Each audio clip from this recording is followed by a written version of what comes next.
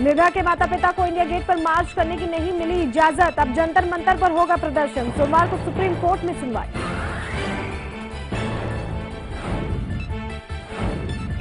DDCA पर कीर्ति के खुलासे के ऐलान के बाद से खलबली। शाम 4 बजे प्रेस कॉन्फ्रेंस।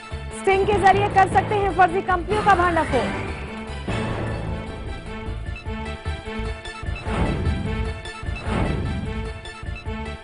कीर्ति के वार पर जेटली का पलटवार। नाम लिए बिना बोले मुझे निपटाने के लिए सोनिया के साथ मिलकर हुई साजिश।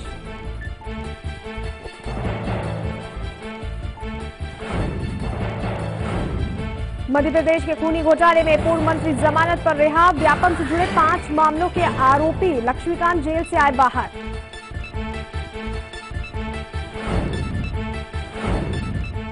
फिर डिरेल प्रभु की रेल। कटिहार से अमृतसर जा रही आम्रपाली एक्सप्रेस की 7 बोगियां पटरी से उतरी।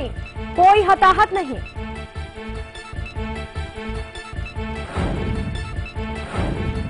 स्पेन की मिरेयो अरोयो बनी मिस वर्ल्ड। टॉप 20 में जगह नहीं बना सकी miss India Aditi Arya. Spain ने पहली बार जीता मिस वर्ल्ड का खिताब।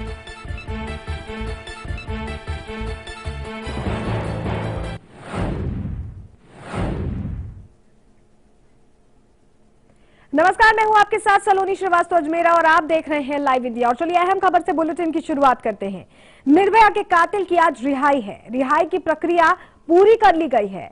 हालांकि अभी रिहाई फॉर्म पर साइन होना बाकी है। जानकारी के मुताबिक निर्भया के दोषी को ऑब्जर्वेशन में रखा जाएगा और उसकी पहचान गुप्त रखी जाएगी। रिहाई के लिए सारी प्रक्रिया पूरी हो चुकी है।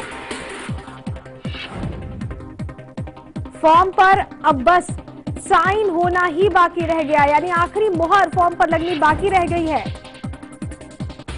बताया जा रहा है कि ऑब्जर्वेशन में रखा जाएगा नाबालिग आरोपी। आज निर्भया के कातिल की रिहाई हो जाएगी।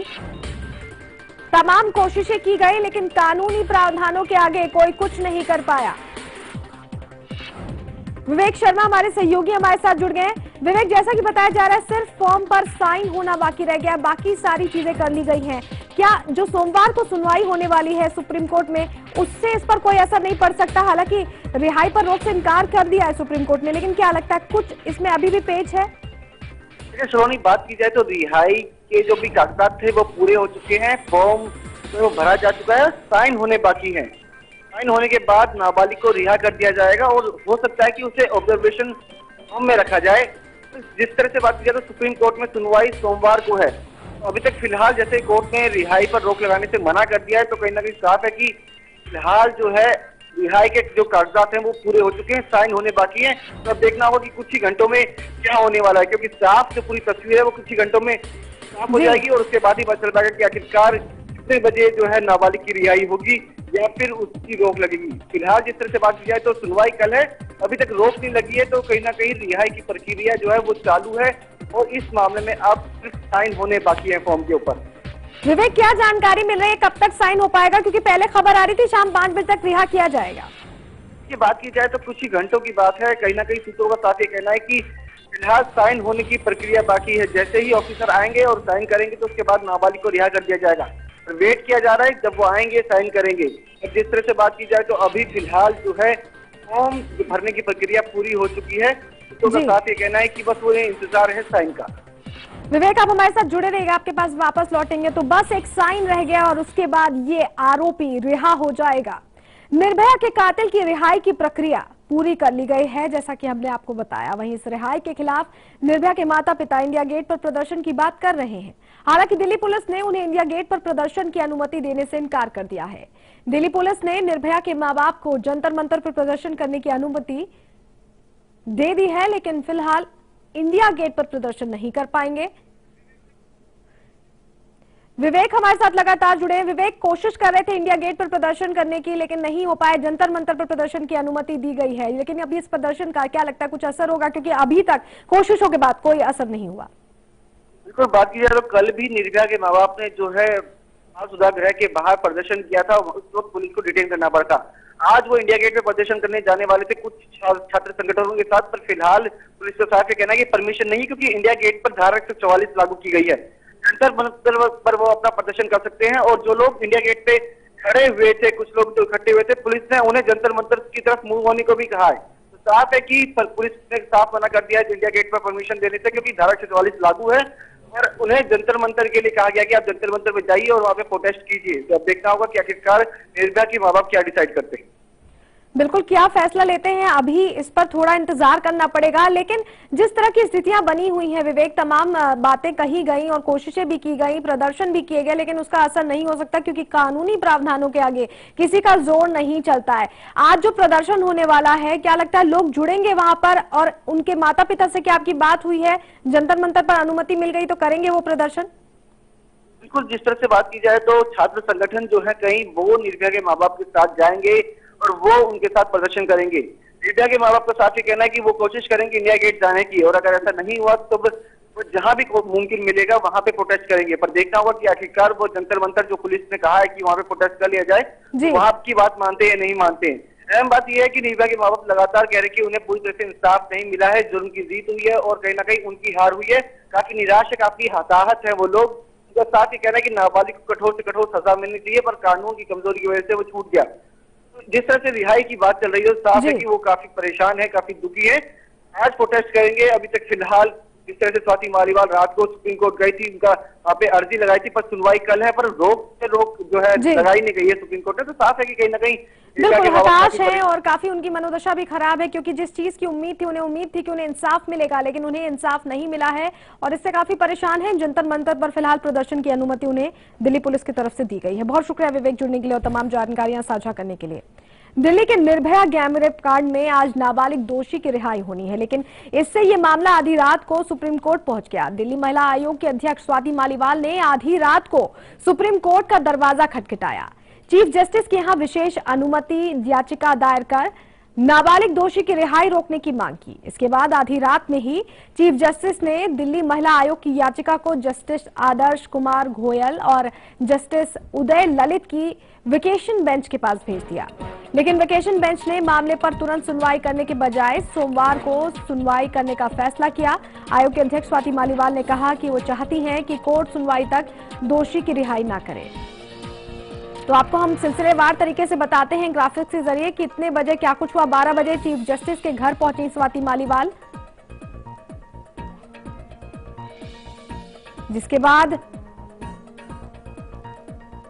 12:15 बजे मालीवाल सुप्रीम कोर्ट पहुंच गई थी। ये सारी कोशिशें आधी रात में हुई।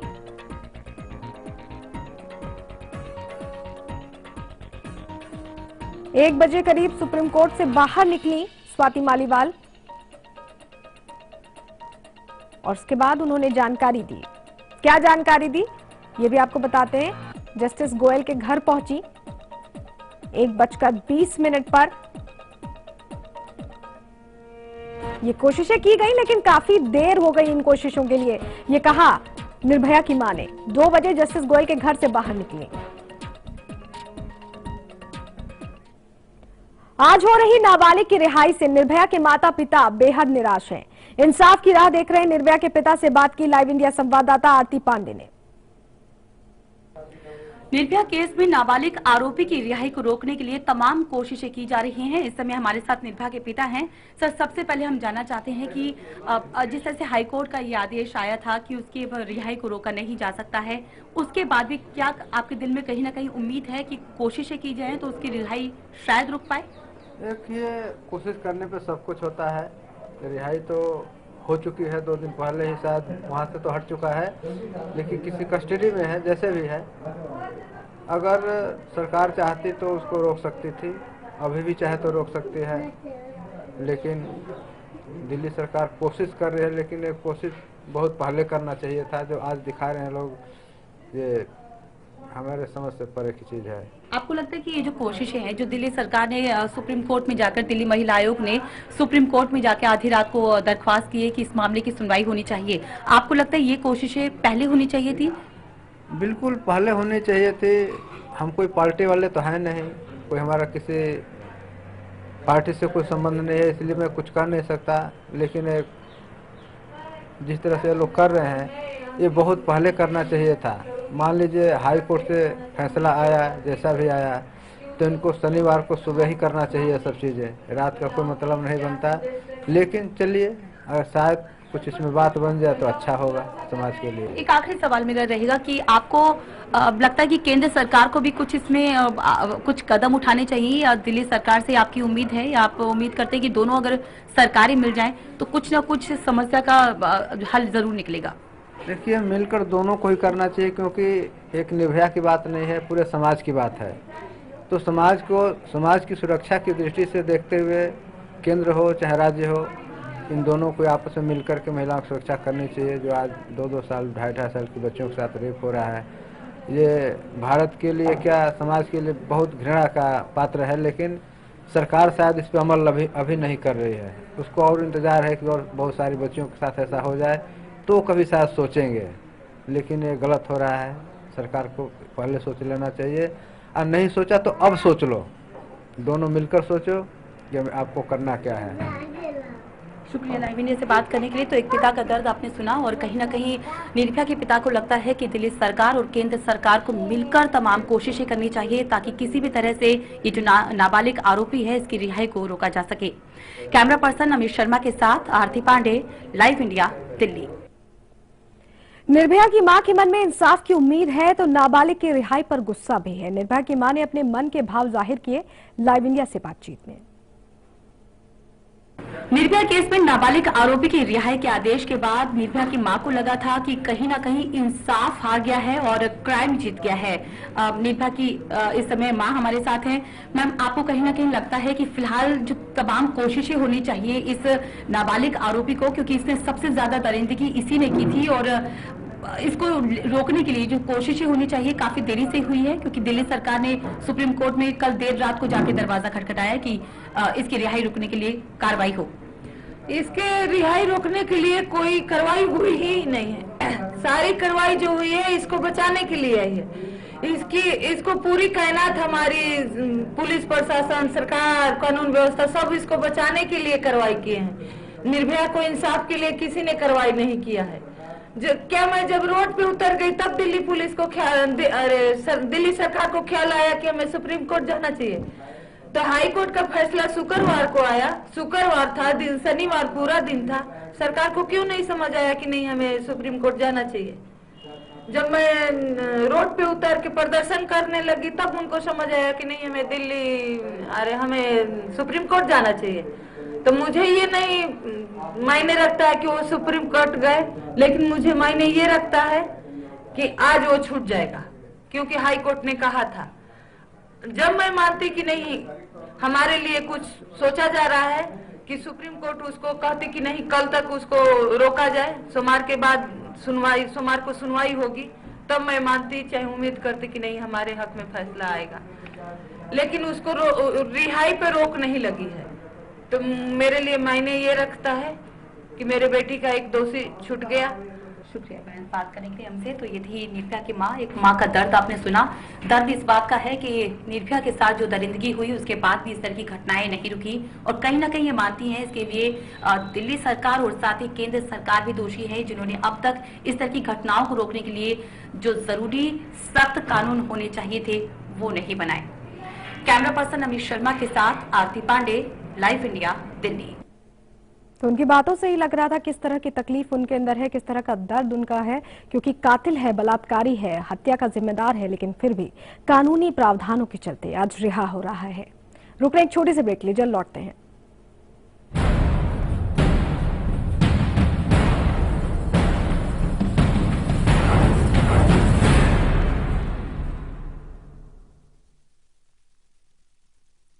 रूप मंत्रा आयुर्वेदिक फेस क्रीम, इसमें है 12 खास आयुर्वेदिक जड़ी बूटियों का संतुलित मिश्रण। ये चेहरे की त्वचा में समाकर उसे अंदर से निखारे और अंदर से स्ट्रॉन्ग बनाए, ताकि चेहरा रहे रोशन और अंदर से हो पोषण। Roop Mantra ayurvedic face cream and face wash, ये कोई कॉस्मेटिक नहीं, आयुर्वेदिक औषधि है। एक शहर जो हर सपने को देता है उड़ान। लोकल की पटरियों पर डोलती जिंदगी का उफान। यहाँ पल पल बदलती है सियासी चाल। जहां अंडरवर्ल्ड के साए से होती है जंग। ना सोता है ये शहर, ना सोते हैं हम, क्योंकि खबर दिखाते हैं हम।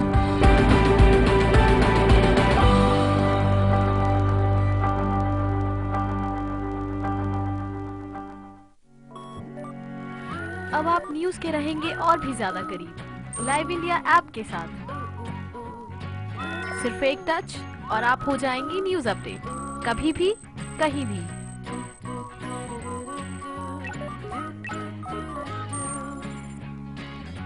लाइव इंडिया ऐप हथेली पर दुनिया।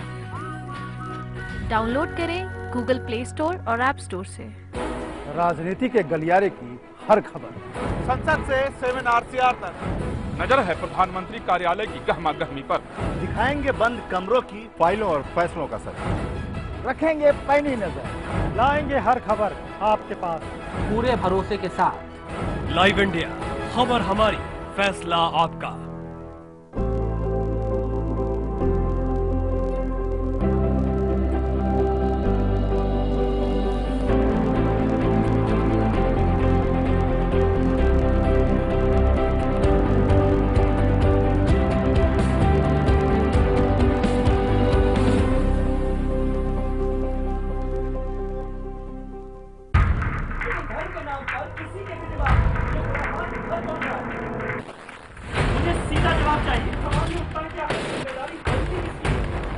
झगड़ा कराना हमारा मकसद बिल्कुल नहीं है।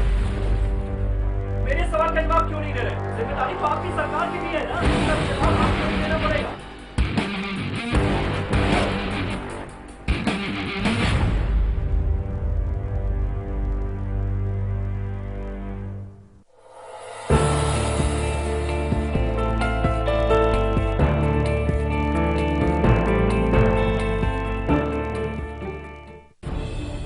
खबरों को देखने का हर किसी का अपना नजरिया होता है।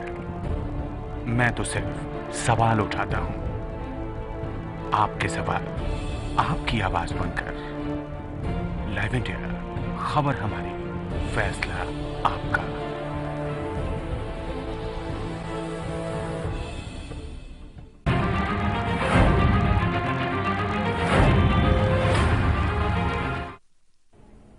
ब्रेक के बाद आपका स्वागत है। इस बीच बड़ी खबर आ रही है। सूत्रों से मिली जानकारी के अनुसार कीर्ति के घर पर सुबह सीबीआई के अधिकारी पहुंचे थे, जिनसे कीर्ति ने बात करने से इनकार कर दिया। कीर्ति को मनाने की पुरजोर कोशिश जारी है।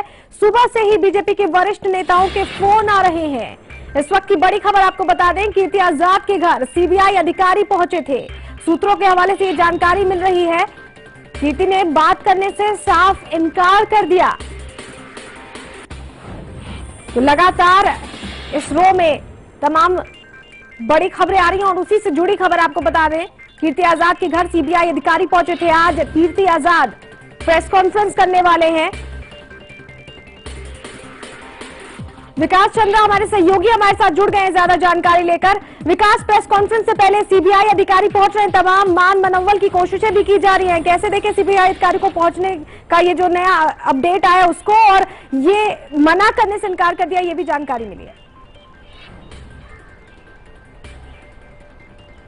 ये देखिए, सीधी सी बात है कि अब तक पार्टी की ओर से मान मनोबल और दबाने की कोशिश लगातार कीर्ति आजाद को की गई कि किसी तरीके से अपने प्रेस कॉन्फ्रेंस को टाल दें। जिस बात को लेकर के वो घेर रहे हैं, अरुण जेटली को कटघरे में खड़ा कर रहे हैं, टाल दें, क्योंकि सीधे तौर पे सरकार और मोदी इससे बदनाम होने वाले हैं। तो पार्टी की जो अब तक की जो कोशिश रही है वो नाकाम रही है। उसका कोई असर कीर्ति आजाद पे देखने को नहीं मिला है। जो हमें जानकारी मिली है कि सुबह सुबह 2 सीबीआई के अधिकारी इनके पास आए थे और इन्होंने बातचीत करने की कोशिश की और इनसे कुछ जानकारी लेने की कोशिश की, जिसे एक तरीके से कीर्ति आजाद ने बात करने से मना कर दिया। हालांकि वो लोग उनके दफ्तर में आए, बैठे, कीर्ति आजाद से मिले, लेकिन उन्होंने बैरन वापस कर दिया और किसी भी मुद्दे पर उनसे बात नहीं की।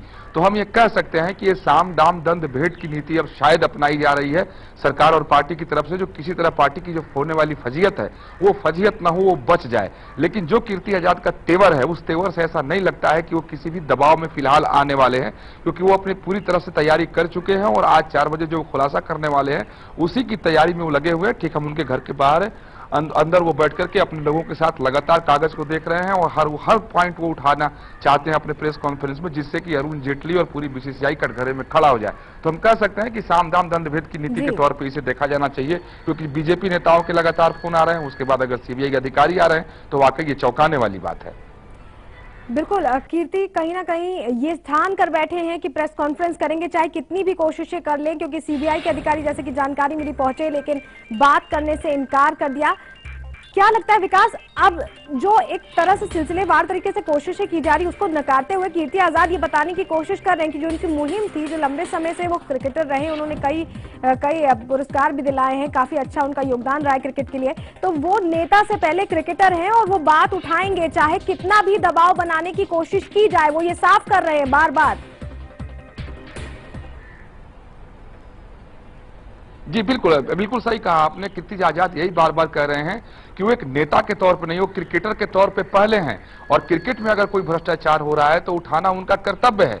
इसीलिए आप देखिए कि कीर्ति आजाद पार्टी के नाम लेने से बचते हैं, पार्टी के किसी सीधे नेताओं को नाम लेने से बचते हैं, और ये मामला चूंकि भ्रष्टाचार का है इसलिए पार्टी भी लाचार नजर आ रही है, क्योंकि कीर्ति आजाद कोई राजनीतिक बात कर नहीं रहे हैं, राजनीतिक तौर पर किसी पे हमला कर नहीं रहे हैं, भ्रष्टाचार को उठा रहे हैं। तो वो पार्टी जो भ्रष्टाचार के खिलाफ ही अपनी छवि बनाई है और मोदी का नारा है न खाएंगे न खाने देंगे, ऐसी स्थिति में पार्टी को समझ नहीं आ रहा है कि अगर कोई व्यक्ति भ्रष्टाचार का मुद्दा उठा रहा है तो उसको हम चुप कैसे कराएं। इसलिए शायद कई तरह की कवायद बीजेपी की ओर से हो रही है, क्योंकि पार्टी में बीजेपी के लिए भी है और इसीलिए शायद वरिष्ठ कॉल कर रहे हैं, लेकिन कुछ पॉजिटिव नहीं मिल रहा है कीर्ति आजाद की तरफ से। विकास, आप हमारे साथ जुड़े रहिएगा। अखबार को एक इंटरव्यू दिया अरुण जेटली ने और किस तरह से पलटवार किया कीर्ति आजाद पर, वो आपको ग्राफिक्स के जरिए हम बताते हैं। कांग्रेस अध्यक्ष सोनिया गांधी से मिले थे बीजेपी सांसद, ये कहा अरुण जेटली ने, और कहा कि पत्र लिखकर मिलने का समय मांगा था। यूपीए शासनकाल में ये मुलाकात हुई थी। तो यहां साफ तौर पर यह इशारा है कि इस मुलाकात के बाद ही कीर्ति आजाद के स्वर मुखर हो गए हैं। सांसद ने सोनिया से डीडीसीए में घोटाले की शिकायत भी की थी। मीटिंग में दोनों ने मुझे निपटाने का दावा किया था।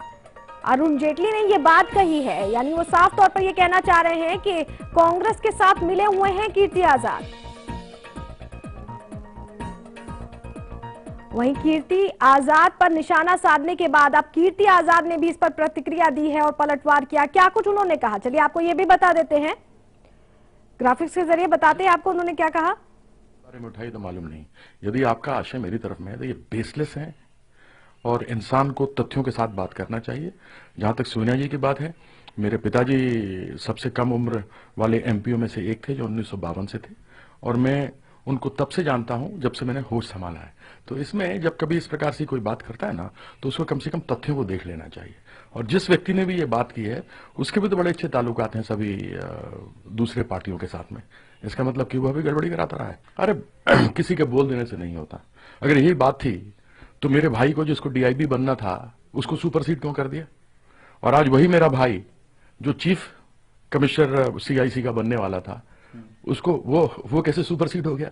तो उस सरकार में तब हुआ था और अब हुआ है, तो अब ये भी मैं आशय जोड़ लूं दोनों। नहीं, अब ये सब आगे बात नहीं बना हुआ। अगर आदमी कोई ऐसी बातें कर रहा है तो जब वो किसी पे उंगली उठाता है तो चार उसके ऊपर भी होती है ना। मैंने तो अभी कुछ नहीं उस व्यक्ति के बारे में कहा, जिस भी व्यक्ति ने ये बात कही है मुझे तो मालूम भी नहीं और ज्यादा संज्ञा में भी नहीं लेता। विकास हमारे साथ जुड़े हुए हैं लगातार। विकास, जिस तरह के प्रश्न खड़े किए अरुण जेटली ने, कहा कि कांग्रेस से मिले हुए हैं, उस पर कीर्ति आजाद ने साफ कर दिया कि वो किसी से मिले हुए नहीं है, और जब एक उंगली उठाई जाती है तो चार उंगलियां दूसरी तरफ भी उठती हैं, और इसी तरह का कुछ हो रहा है।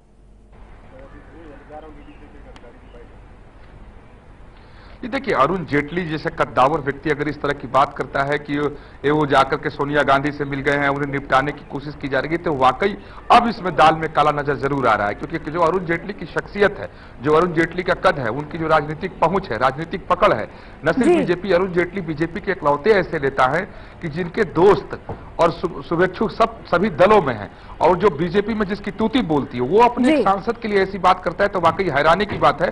तो वो किसी और की ओर इशारा जरूर हो रहा है, यानी अरुण जेटली को डर सता रहा है कि कहीं ना कहीं वो कीर्ति आजाद के लपेटे में आने वाले हैं। उनकी बातों से यही लगता है। बिल्कुल, तो सरकार में नंबर 2 की हैसियत रखते हैं और इस तरह के बयान कहीं ना कहीं बताते हैं कि खलबली उनके अंदर भी मची हुई है, डर उन्हें भी लग रहा है। बहुत शुक्रिया विकास जुड़ने के लिए और जानकारियां साझा करने के लिए। व्यापम घोटाले के आरोपी पूर्व मंत्री लक्ष्मीकांत शर्मा आज जेल से रिहा हो गए हैं। रिहाई के मौके पर बड़ी संख्या में पुलिस बल और लक्ष्मीकांत शर्मा के समर्थक भोपाल जेल के बाहर नजर आए। लगभग 1.5 साल से जेल में बंद लक्ष्मीकांत को जबलपुर हाईकोर्ट ने जमानत दी है। लक्ष्मीकांत के खिलाफ एसटीएफ ने 2013 में मामला दर्ज किया था। इसके बाद जून 2014 में एसटीएफ ने भोपाल स्थित उनके बंगले से उन्हें गिरफ्तार किया। तभी से शर्मा जेल में है। शर्मा कुल 5 मामलों में आरोपी हैं। उन पर संविदा शिक्षक परीक्षा में फर्जीवाड़े का नियुक्ति कराने सहित पीएमटी पुलिसकर्मी भर्ती परीक्षा में फर्जीवाड़े के आरोप लगे हैं।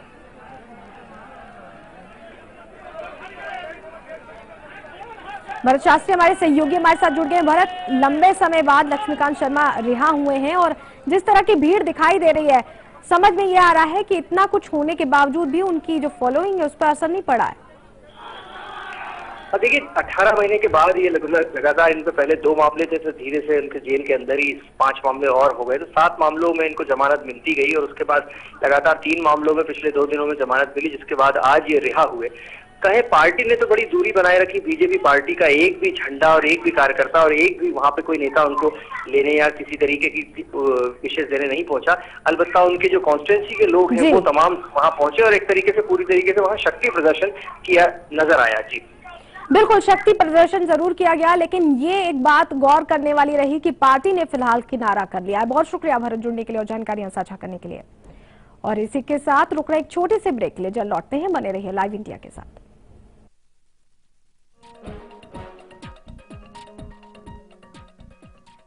बहुत बहुत बधाई हो, आपने अपने बच्चों को पोलियो से बचा लिया।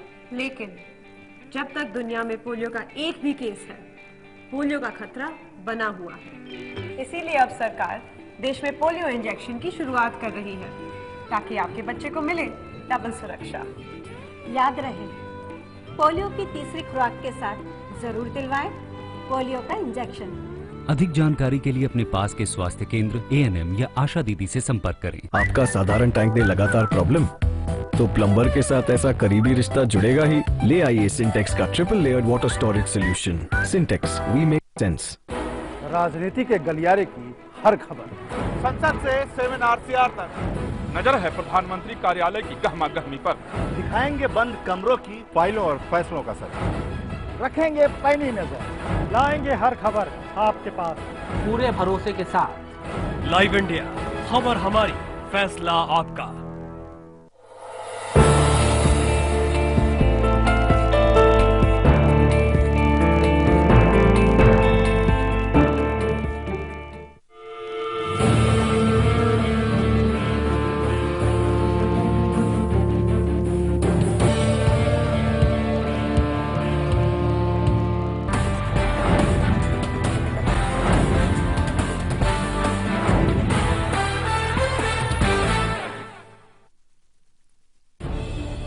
खबरों को देखने का हर किसी का अपना नजरिया होता है। मैं तो सिर्फ सवाल उठाता हूं। आपके सवाल, आपकी आवाज बनकर। लाइव इंडिया, खबर हमारी, फैसला आपका।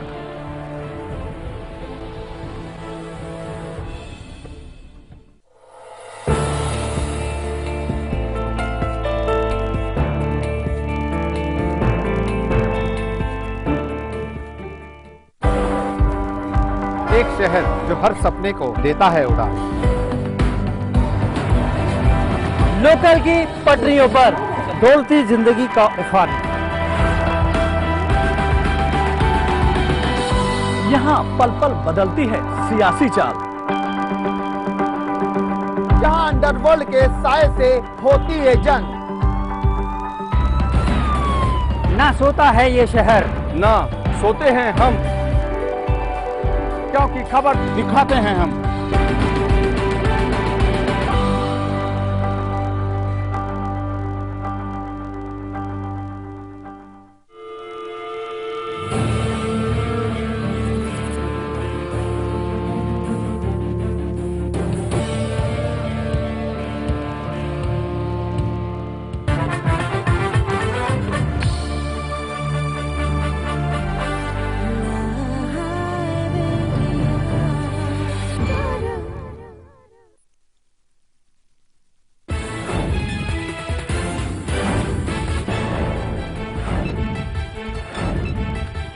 नाबालिग दोषी की रिहाई की प्रक्रिया पूरी, रिलीज फॉर्म पर साइन होने बाकी। सूत्रों के मुताबिक ऑब्जर्वेशन होम में रखा जा सकता है नाबालिग।